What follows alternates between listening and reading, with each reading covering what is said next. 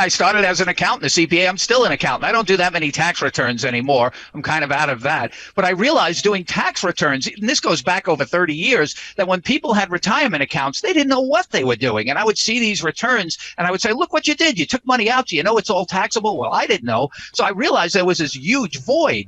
Everybody thought the other guy was taking care of it. Like the accountant thought the financial advisor was taking care of it. The advisor thought the attorney was taking care of it.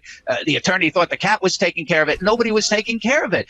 And I saw this black hole of what I call retirement planning. People had just begun building balances in their 401ks and eventually to the IRAs for IRA rollovers, but nobody knew what to do when the money came out. And it was a little obvious to me, even back 30 years ago, that eventually these people are saving this money for a reason to spend it in retirement. And back then, most of that money was taxable, tax deferred, not tax free. We didn't have Roths back then. So it was taxable and they didn't count on the taxes. They didn't know how to do rollovers. They didn't know, but many consumers were caught off guard on areas they thought either their accountant took care of or it's something their financial advisor should have explained to them. And they were getting these huge tax bills just because they didn't know how to get money out of their retirement savings. So here I was, the CPA, doing their tax returns, constantly giving giving the bad information, and not bad information, the bad news, the kill the messenger stuff.